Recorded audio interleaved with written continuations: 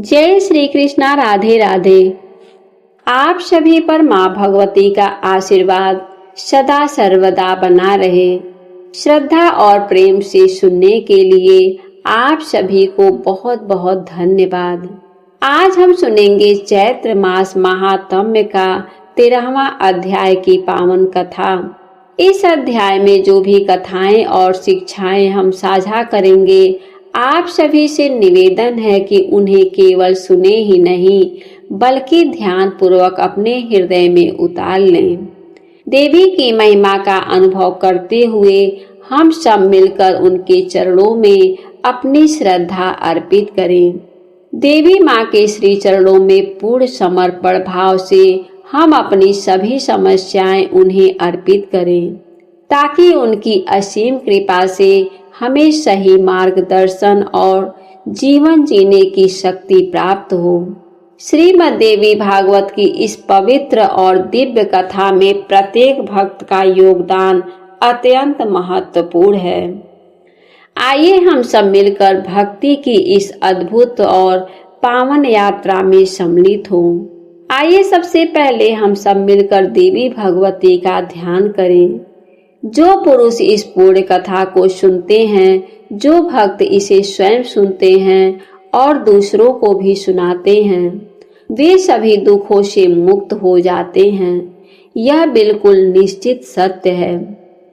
भगवती महामाया का यह चरित्र परम पवित्र और पापों का नाश करने वाला है। जो भी इसे पढ़ते हैं अथवा सुनते हैं, उन्हें संपूर्ण संपत्तियां सहज में ही प्राप्त हो जाती हैं।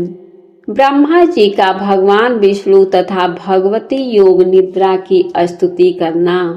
सुत जी बोले, तदंतर उन दोनों वीरों को देखकर सर्वशास्त्रवेत्ता ब्रह्मा जी साम दान भेद आदि नीतियों के माध्यम से युद्ध की समाप्ति के उपायों को सोचने लगे।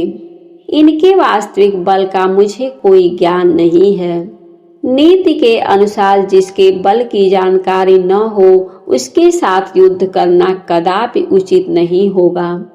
यदि मैं इस समय इन मंदोत्मत दुष्ट दानवों की स्तुति करता हूँ, तो इससे स्वयं मेरे द्वारा अपनी निर्बलता प्रकाशित होगी।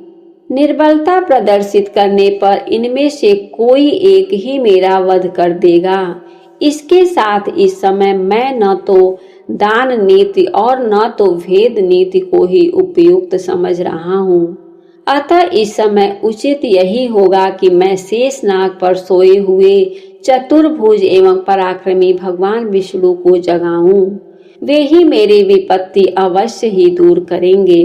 मन में ऐसा सोचकर कमल नाल का आश्रय लेकर के पद योनि ब्रह्मा जी मन ही मन दुख नाशक विष्णु के शरणागत हो गए। वे शुभ संबंधनों द्वारा योग निद्रा के कारण स्पंदन रहित उन नारायण जगतपति भगवान विष्णु को जगाने के लिए उनकी स्तुति करने लगे। ब्रह्मा जी बोले, हे दीनानाथ, हे हरे, हे विष्णु, हे वामन, हे माधव, भक्तों की पीड़ा हरने वाले, हे ऋषिकेश, हे सर्वव्यापिनी, हे जगतपते, हे अनंत स्वरूप वासुदेव अंतर्यामी, हे जगत के स्वामी, हे दुष्टों तथा शत्रुओं का संहार करने में एकाग्र चित्त वाले, हे चक्रधर, हे देवेश, हे दुखनाशन, अब आप उठिए और मेरी रक्षा कीजिए। हे विशंभर, हे विशालाक्ष, हे पूर्ण श्रवण कीर्तन, हे जगत सृष्टा, हे निराकार, सृष्टि पालन संहार के कारक हैं। हे महाराज, ये दोनों मंदोन्मत्त दानव मेरा वध करना चाहते हैं। हे सर्वाधार, मैं इस समय संकटग्रस्त हूँ, क्या आप यही नहीं जानते? हे महाविष्णु, मैं इस समय दुखों से अत्यधिक पीड़ित हूँ और आपके शरणागत हूँ। ऐसी मेरी स्थिति में यदि आप मेरी उपेक्षा करेंगे तो आपका जगत पालन का नियम निरर्थक हो जाएगा। इस प्रकार स्तुति करने पर भी जब योग निद्रा में लीन भगवान विष्णु नहीं जगे, तब ब्रह्मा जी ने विचार किया कि भगवान विष्णु अवश्य ही शक्ति के अधीन होकर योग निद्रा के वश में हो गए हैं, जिससे ये धर्मात्मा नहीं जग रहे हैं। अब दुखों से पीड़ित मैं इस समय क्या करूं? अहंकार के मद में चूर वे दोनों दानव मुझे मारने के उद्देश्य से यहाँ आ गए हैं। अब मैं क्या करूं और कहाँ जाऊं? अब तो मुझे शरण देने वाला कोई भी नहीं है। इस प्रकार मन ही मन सोचते हुए वे एक निष्कर्ष पर पहुंचकर एकाग्रचित हो गए। उन भगवती योग निद्रा की स्तुति करने लगे। उन्होंने अपने मन में यह दृढ़ विचार रख लिया कि वे ही महाशक्ति मेरी रक्षा करने में समर्थ हैं, जिन्होंने भगवान विष्णु को भी चेतनाहीन ने स्पंद कर दिया है। इस लोक में जैसे मृत प्राणी को शब्द आदि गुणों का आभास नहीं हो पाता, उसी प्रकार निद्रा के कारण अपने नेत्र बंद करते हुए भगवान विष्णु कुछ भी जान सकने में असमर्थ हैं। मेरे द्वारा नाना विधि स्तुति किए जाने पर भी भगवान विष्णु निद्रा का त्याग नहीं कर रहे हैं।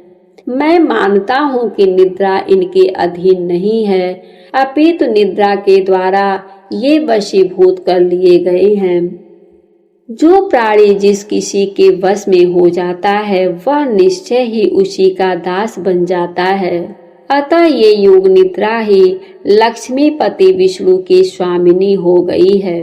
जिस शक्ति के द्वारा सिंधु पुत्री लक्ष्मी के वश में रहने वाले भगवान विष्णु भी वशीभूत कर लिए गए हैं, उन्हीं भगवती ने निश्चय रूप से ही इस जगत को अपने अधीन कर रखा है।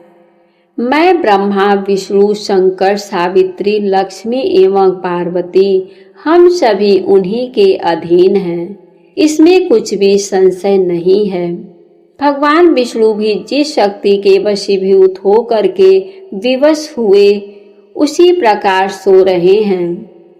जिस प्रकार एक सामान्य प्राणी सोता है, अब अन्य महापुरुषों के विषय में क्या कहा जाए।